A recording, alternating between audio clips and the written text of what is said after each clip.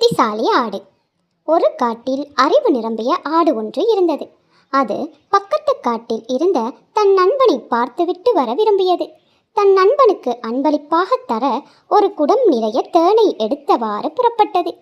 பாதி காட்டை கடந்தது. திடீரென்று மழை பிடித்து கொண்டது. மழைக்கு ஒதுங்க அருகிலிருந்த குகைக்குள் நுழைந்த ஆடு திடுக்கிட்டது. உள்ளே ஒரு சிங்கமும் ஒரு புலியும் ஒரு ஓநாயும் இருந்தன. ஆட்டை பார்த்ததும் சிங்கத்தின் நாவில் எச்சில் ஊறியது. வா வா, அஞ்சாமல் வா என்று அழைத்தது. நாங்களும் மழைக்காகத்தான் இங்கு ஒதுங்க வந்தோம் என்றது புலி.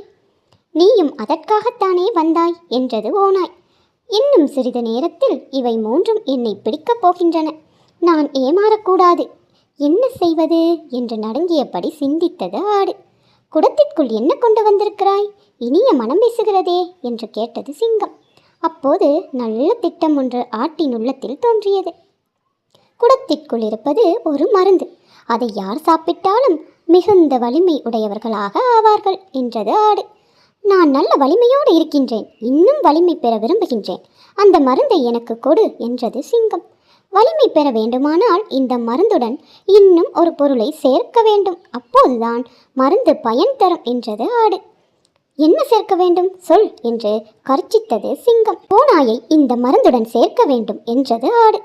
இதை கேட்ட ஓநாய் நடுங்கியது. சிங்கத்தை பார்த்தது. என்னை அப்படி பார்க்காதீர்கள் என்று அலறியபடி குகையை விட்டு வெளியே வந்தது. நில், ஓடாதே என்று கட்டளையிட்டது சிங்கம். நீங்கள் மேலும் வலிமை பெறுவதை ஓநாய் விரும்பவில்லை. வாளை கொடுத்தால் என்ன, உயிரா போகிறது என்றது ஆடு. நன்றியில்லாத ஓநாய், அதை பிடித்து அதன் வாளை அறுத்து வருகிறேன் என்று கர்ச்சித்தது சிங்கம். ஓநாயோட சிங்கம் துரத்த துவங்கியது. இரண்டும் வெகு தூரம் ஓடின.